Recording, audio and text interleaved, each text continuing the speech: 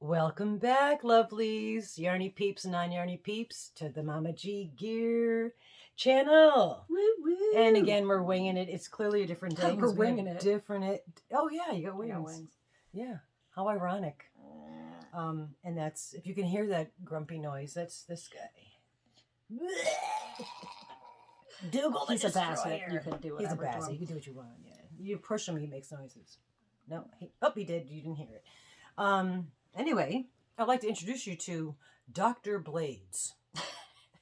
I'm not a doctor, but I play one of the dark realm of existence I find myself in often. That was good. She doesn't tell me what she's going to say. No, most of the time, because I come at, like, literally as she's hitting buttons, I was like, oh, I got a thing. Yeah, and half the time I don't even know what we're discussing. That's why I look like, where am I?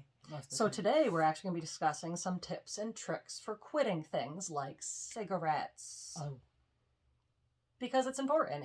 The best way to quit cigarettes is to not start them. Don't even start. And it might be hypocritical for some people to be talking about it, but hey, we're learning things here. Yeah. So, this can be for other things as well if you're trying to quit them. So feel free to place whatever needs you need to into this. Insert issue here. But here are some not so pro tips from Dr. Blades. Not so pro tips from Dr. Blades.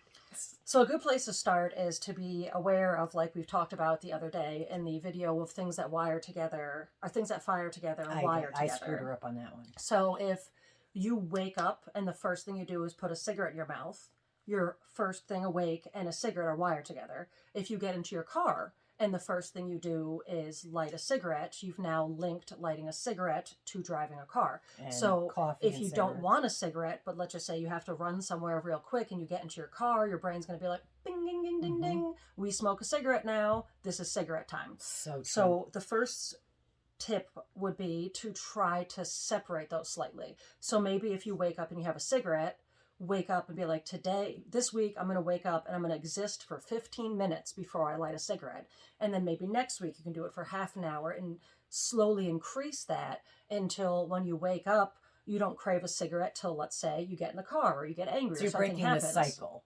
Yes, you're literally unwiring that connection in your brain.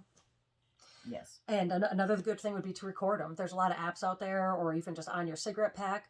Make note of when you had one, because like that app is great. When we're like you're crafting, you're doing something, and you're used to smoking a cigarette, you might have 3 in an hour. You don't even realize it. Whereas if you record it and then you go to have another one, it's like you had one 20 minutes ago, and you're like, oh, wait a minute. She put an app on my phone that literally, I'm like, oh my God, I think it's called Smoking Log. Yeah. You can set up your own times, like how long you want between cigarettes. I have it set that I can't have 2 in 1 hour, which sometimes I just forget to do it. But, and you could, you customize it for whatever time you would whatever you want to do. But that's definitely like a really good way to make yourself aware of how many you might be smoking throughout the day or throughout a certain time.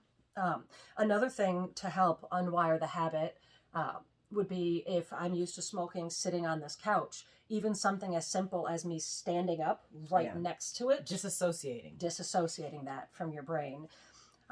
Dating your packs is a good way to like see how quickly you're going through. My husband would be upset if I started dating something. Sorry. Dun, dun, dun, dun. But yeah, putting the physical date on your pack so you're aware of how much time went until you finished it. That's another way of like a recognizing or awakening. She's figuring something out over here. No, just never mind. Going to a lighter option.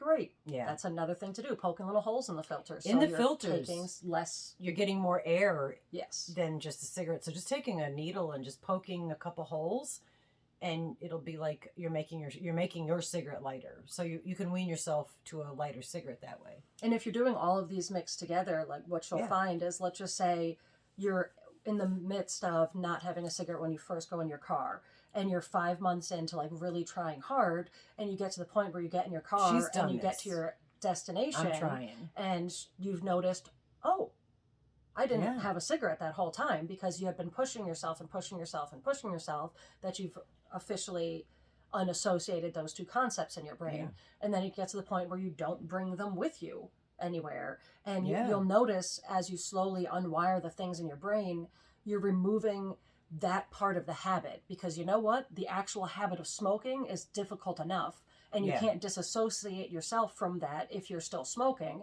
So start to disassociate the things you do have more control of. And it's important to be proud of yourself. I mean, about all things. Yeah, like in the process of quitting, Always. one person might She's be proud doing of great. not having 2 or 3 throughout the whole day, whereas someone else might be proud of having 10 that day. Or whatever I did. I had 10 cigarettes. I've been, since I've stopped working, I've been smoking more and more, and now found out that I have no option but to quit. She has to quit. I have to quit. And that's part, I think, she brings a good point with it being home all day.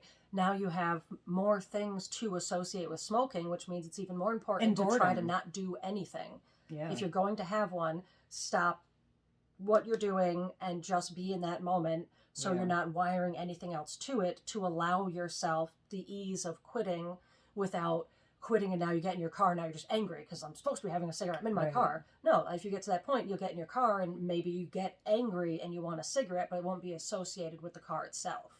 Right. If that all makes sense. I did talk kind of fast. No. Sorry, it's because I read notes, you know. Yeah, no, she actually wrote notes. And that's why I talk fast, because I just like sped through them. And we're also from the East Coast. Yes. Northeast. So we speak faster over here in the north. We can but also I know people that do that where they go outside to smoke their cigarettes, which that's great because you have to physically move yourself outside. And if you're living up here in the Northeast, it's cold outside. And also, my God, I have a big house with say that again? Cathedral ceilings. And just the two of us smoke. Always butcher in English. Just two of us smoking. Like every 5 years, we got to repaint the entire house, and that's so gross because you can't even wash that crap off. No, it's gross and it's just disgusting. And I have to quit. I need to.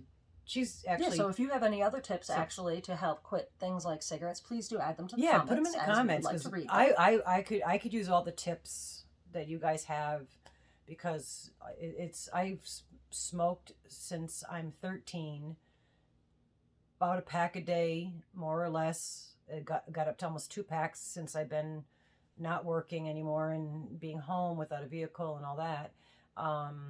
So I've gotten worse. And any tips would be greatly appreciated, and I will try to do them. And I don't chew gum. I can't chew gum, and I don't like hard candy, so those two won't work for me. But yeah, so that's some tips and tricks on how to disassociate things that have wired together in your brain. Dissociative personalities. Slightly different concept. Can I end it with?